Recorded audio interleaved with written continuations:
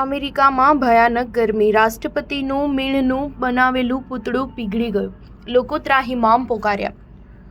Washington સહિત અમેરિકામાં લોકોની હાલત ઘણી જ ખરાબ બની ગઈ છે. વોશિંગ્ટનની એક સ્કૂલની બહાર રહેલી અમેરિકાના રાષ્ટ્રપતિ મનાતા મહામના અબ્રાહમ લિંકનની મીણમાંથી બનાવેલી પ્રતિમા અસામાન્ય ગરમીને લીધે પીગળી ગઈ છે અને તેના ભાગો છૂટા પડી ગયા છે.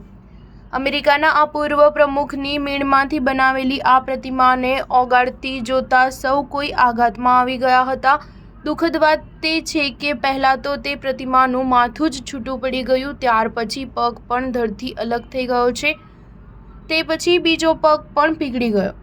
જોકે તે પ્રતિમા બનાવનાર એનજીઓ કલ્ચર ડીસીએ તેમ કહ્યું હતું કે અમે જાણી જોઈને પહેલાં રાષ્ટ્રપતિનું શીર્ષ અલગ કરી નાખ્યું હતું જેથી કરીને તે તૂટી ન જાય.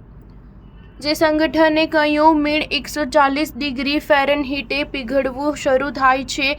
40 એકર કેમ્પ બર્કર નામે આ પ્રતિમાને સપ્ટેમ્બર સુધી સ્કૂલમાં રાખવામાં આવવાની હતી. કલ્ચર ડીસીએ તેના પ્રેસ રિલીઝમાં જણાવ્યું હતું કે આ પ્રતિમા ગૃહયુદ્ધ દરમિયાન રેફ્યુજી કેમ્પના ઇતિહાસ પર રચવામાં આવી હતી. આ કેમ્પમાં ગુલામીમાંથી મુક્ત કરાયેલા આફ્રિકી ગુલામો રહેતા હતા. કેમ્પ બાર્કરને જગ્યાએ સ્થાપિત કરાયો હતો જ્યાં અત્યારે ગેરિસન એલિમેન્ટરી છે. લિંકન અમેરિકાના 16મા પ્રમુખ હતા. ગુલામી પ્રથા સંપૂર્ણત દૂર કરવામાં તેઓનું ઘણું મોટું પ્રદાન છે. તે અંગે 1861થી 1865 વચ્ચે અમેરિકામાં ગૃહયુદ્ધ પણ ફાટી નીકળ્યું હતું. તેમાં તેઓ વિજયી થયા હતા. અમેરિકામાં ગરમીનો પ્રચંડ પ્રકોપ છે. કેટલીય જગ્યાએ ગરમી 45 ડિગ્રી સેલ્સિયસ પાર કરી ગઈ છે. હવામાન વિભાગે આ મહિને ભારે ગરમી માટે તૈયાર રહેવા અને એલર્ટ રહેવા જણાવી દીધું છે. સ્ટાર ન્યૂઝ 7 હંમેશા સચ્ચાઈની સાથે.